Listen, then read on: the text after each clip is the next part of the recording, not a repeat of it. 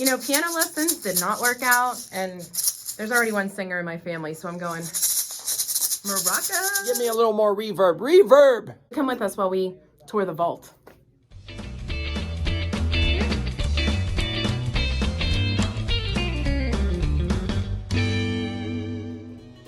Hey, it's John and Rachael with you, Jagoff, and we're here with Bob McCutcheon. Different McCutcheon than the baseball guy.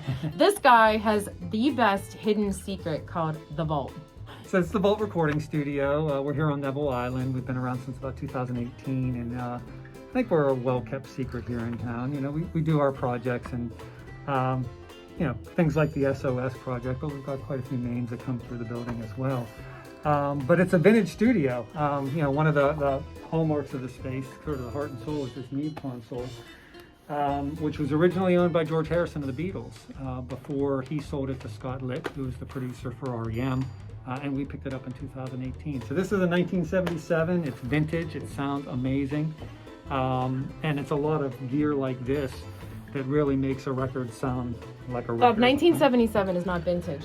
I was only one. Yeah, I'm more vintage than 77. All of the technological stuff that's out there, why does someone come to a place that's sort of older technology? Yeah, you know, it's interesting. The music industry has changed considerably. There's still a lot that people can do on a laptop with technology. And we have all that technology. We use that every day as well. But in my opinion, there's a sound that you get from the old vintage gear that can't be totally replicated. And, you know, to be in multiple rooms and to have an entire band tracking live together, you know, there's a vibe, there's a groove that you get when everybody's playing together that you can't really replicate when you're multi-tracking and one person's doing everything themselves.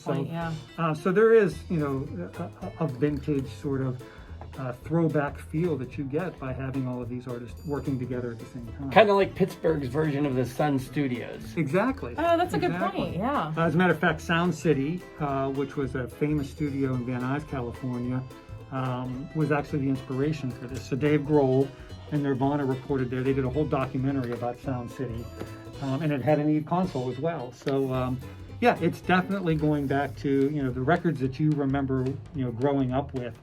Often we're done on something like this. The cool thing is that when we say Neville Island, we're like, Neville Island, that's where you're not a lot of speed. We know everything, speed traps. But when you come down off of 79, you see the Cyrus Rice Center.